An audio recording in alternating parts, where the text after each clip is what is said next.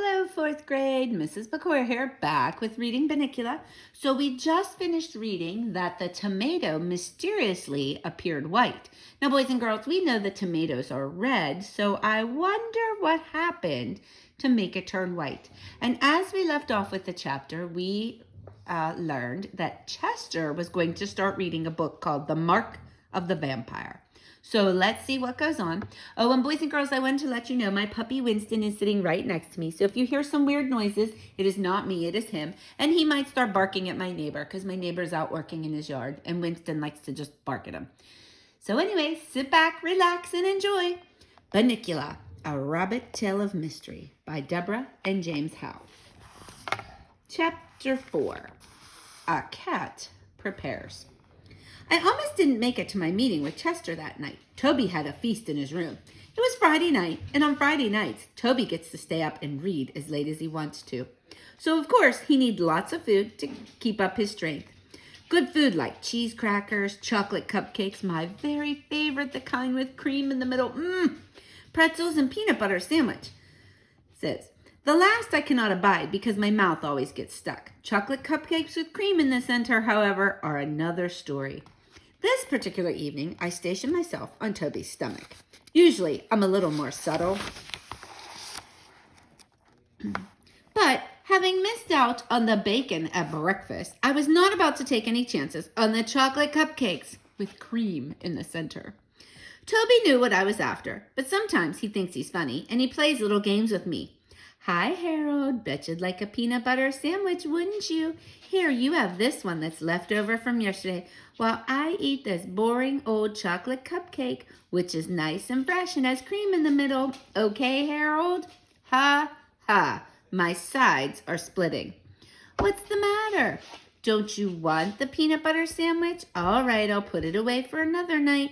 Ooh, here's something you might like. It's the green sour ball from Dad's candy dish that was stuck to my sock. Would you like that, huh, pal? Oh boy, the kid is really hot tonight. No, huh? Well, I'd give you one of my cupcakes, but I know how much you hate chocolate. Would a little drooling on your stomach help convince you otherwise? Oh, you like chocolate? Well, okay then. You can have both of them. One thing I have to say about Toby, although he's got a rotten sense of humor, he's a nice kid. Normally, once I'd eaten both cupcakes, which took approximately 4 seconds, I felt obliged to hang around and let Toby know I was grateful. What better way than to share a few of his cheese crackers? Well, Harold, Toby said later, I've had quite a party, but I have to go to sleep now. I can't keep my eyes open, so I'll have to wait until tomorrow to find out what happens in the next chapter. This is a good book, Harold. It's called Treasure Island, and it's by a man named Robert Louis Stevenson. It's kind of hard reading, though. I have to keep looking up the big words in the dictionary, so it's taking me a long time to get through it. I've always had trouble with words myself. Half the time, they don't mean what I think they're going to, and then, oh, sorry, boys and girls, my puppy's trying to get on the couch and hitting into the table here. And even when I do find out what they mean, I forget the next day anyways. You might just say that I'm smart, but just not the scholarly type. But it's a really good story, Toby continued. It's all about pirates and this little boy just like me. No dogs? And a parrot, Harold. What, a parrot? What's a parrot? Is there anything about chocolate cake? That's my idea of treasure.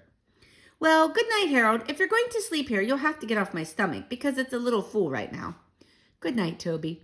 I curled up at the foot of the bed, but I couldn't sleep trying to figure out what a parrot was. I thought it might be a lady pirate since the words sounded something alike, but then again, I thought it might be umbrella. Chester would know, I thought, so I went downstairs to ask him. Well, you certainly took your time, Chester snapped as I sauntered casually into the room. I finished my book a half hour ago. Where were you? It so happens I was discussing great works of literature with Toby. Since when is a Twinkies wrapper considered a great work of literature? I decided to ignore that. Unfortunately, several chocolate crumbs fell from my mouth to the floor at precisely that moment. As a matter of fact, I said, trying valiantly to regain my dignity, we were talking about Treasure Island. Ever hear of it? Ever hear of it? He sneered. I read that when I was a kitten. Okay, then tell me, Chester, what is a parrot? Chester looked at me scornfully. A parrot, he said, is a tropical zygodactyl bird, order pistachiformes, that has a stout, curved, hooked bill, is often crested, brightly variegated, and an excellent mimic. In other words, Harold, a parrot is a little bird with a big mouth. Oh, I said after a moment. I thought maybe it was an umbrella. Did you get so busy discussing parrots with Toby that you forgot you were going to meet me here? This is important, Harold. I still wasn't sure what a parrot was, but I decided this was not the time to pursue it. Come over here, Chester commanded, indicating his chair, and let me show you this book. I looked at the chair.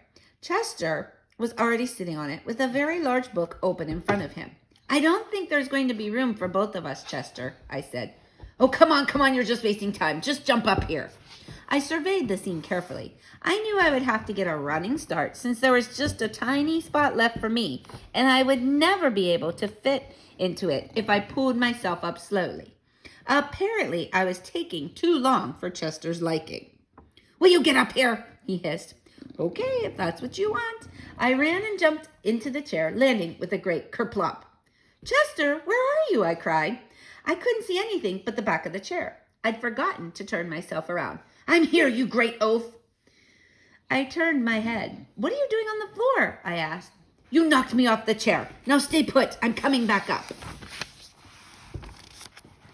I moved to the back of the chair, and Chester landed on the front. Now let's see, he said. We both have to see the book.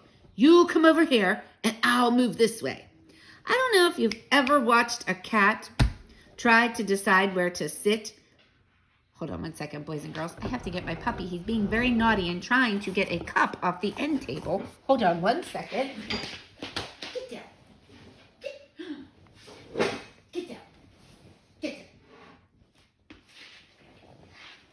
Oh, goodness, boys and girls. I'm so sorry about that. My puppy is being very naughty and not listening. He's up on the couch next to me. I'll have to show you after we're done reading here. Okay, here we go. I don't know if you've ever watched a cat try to decide where to sit, but it involves a lot of circling around, sitting, getting up again, circling some more, thinking about it, laying down, standing up, bathing a paw or tail, and circling. A dog, on the other hand, sits. This looks like a good spot, a dog will say to himself. He will then lower his body to the spot in question and is usually so secure in his decision that he will fall asleep immediately. Chester took what felt like 20 minutes to settle himself in, and just as I was drifting off, the kick started. Come on, Harold, quit hogging the seat and wake up. What are you trying to do, take a cat nap? Ha ha ha. I yawned. Now, said Chester, turning to the book, let's get down to the brass tacks. What exactly is on your mind? I asked. This book and that rabbit, Chester replied. Now tell me, Harold, have you noticed anything funny about the rabbit? No, I said, but I've certainly noticed a lot of funny things about you recently. Think about it. The rabbit sleeps all day. So do I. So do you. Furthermore, he's got funny little sharp teeth. So do I. So do you. Furthermore, he gets in and out of his cage by himself. What kind of rabbit can do that? A smart one, I said. I could do it. We're not talking about you, Harold. We're talking about the rabbit. Now, where did they find him? At the movies. Yes, but what movie? Dracula, I said. So, he said quickly. Remember the note around his neck? What language was it in? An obscure dialect of the Carpathian mountain region, I answered smugly. He didn't know everything. Aha, Chester said. But what area of the Carpathian mountain region? Area? What's an area? I looked at him blankly. Transylvania! He cried triumphantly, and that proves my point. What point? What are we talking about? And don't forget the white tomato. That's most important of all. But what? This book, Chester said, disregarding me, tells us just what we need to know. What? I practically screamed. What does it tell us? What does this book have to do with Bunnicula? What are you talking about? What's going on here? I can't stand it anymore. Chester regarded me coolly. You're very excitable, Harold. That's not good for your blood pressure. I put my paws around his throat. Tell me, I said in a low, threatening voice, or I'll squeeze you till you pop. Okay, don't get upset. Now this book tells you everything you've always wanted to know about vampires, but were afraid to ask. All right, boys and girls, we are going to stop there for today. I'm sorry my naughty little puppy got up and I had to stop reading and run over and grab him off the end table. But here, let me see if I can take this off. And I will show you him. See, now he's being all innocent, laying there on the couch and not being bad. All right, boys and girls, stay tuned for tomorrow. More Bunnicula. Bye-bye.